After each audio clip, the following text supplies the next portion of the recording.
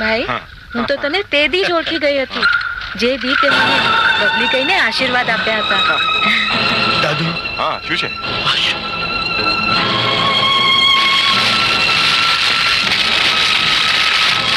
ચાલ.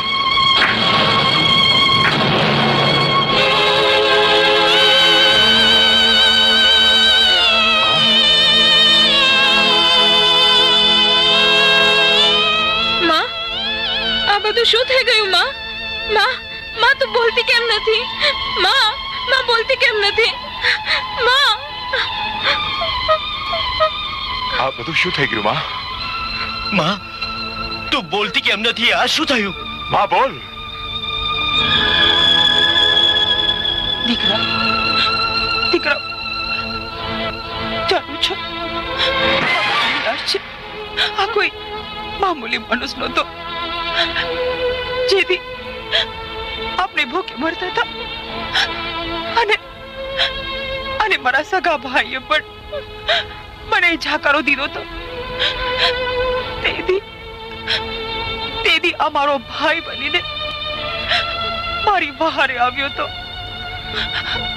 હજુ એનું અન્ન આપણા દાંતમાં છે. એ ભાઈને એવા મારા લાખેના ભાઈને આજ શમશેરસિંહે મારી નાખ્યો. માં નાખ્યો. અને આ ફકીર ચાચા તારા બાપુના ભાઈ જેવા ભાઈ બન જાતના મુસલમાન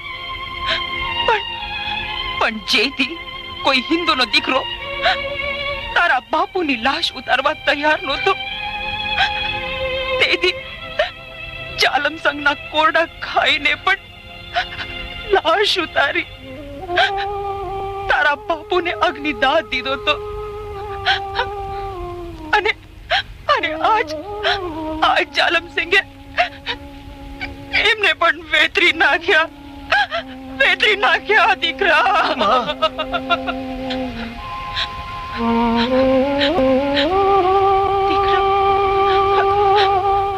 ગરીબના પરબતમાં રાધાના બાપુનો દોષ એટલો જ હતો કે એની દીકરીને કસાઈ વાળે જતા રોકી રાધાના બાપુને મારીને એ પાપી રાધાને ઉપાડી ગયો. અને હવે મારી વાત સાંભળી લો દીકરા. માના દૂધના કોઈ મૂળ ન હોય પણ આજ તમારી માં એના દૂધના મૂળ માંગે છે. આજ સાંજનો સૂરજ આથમે ઈ પહેલા મારે જાલમ સિંહની લાશ, ત્યારબાદ જ આ ત્રણેયના અંતિમ સંસ્કાર થશે. જો આજનો સૂરજ ડૂબતા પહેલા તમે જાલમ સિંહની લાશ મારી સામે હાજર નહીં કરો તો હું માનીશ કે હું વાંજની હતી. સઘન છે મને તારા દૂધના માં. જો સાંજ પહેલા જાલિમ સિંહની લાશ નહીં લાવું તો આજનો સૂરજ મારી જિંદગીનો છેલ્લો સૂરજ હશે. માં આજ જો હું જાલમ સંઘને ન મારું તો સમજે કે તે દીકરો નહીં પથરો જણ્યો તો.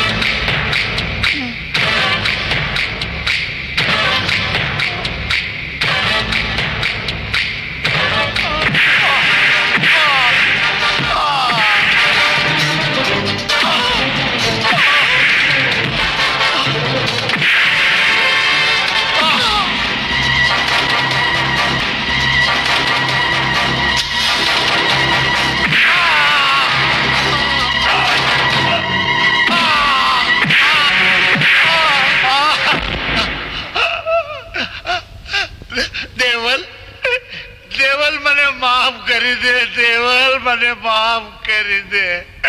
देवल नहीं देवल बा के हराम खोर बोल દેવલબા, દેવલબા મને માફ કરી દ્યો. દેવલબા માફ કરું? યાદ કર જાલમસંગ, યાદ કર. આ એ જ કડલાની જોડ છે જે તું મારી પાસેથી છીનવી ગયો તો, અને આજે એ જ તારા મોતનું કારણ બનશે. શ્યામ! श्याम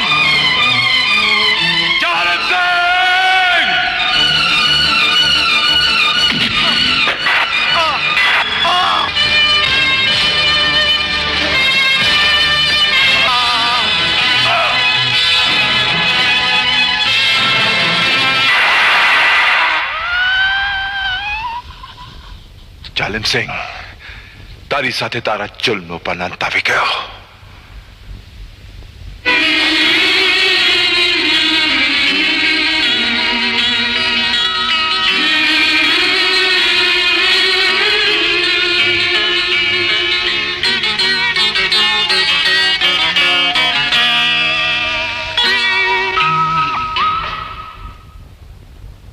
ઓહો, સિંદરી બળી ગઈ પણ હજી આમ વળ નથી મૂક્યો. હજી ડોળા ફાડીને જ ઊભો.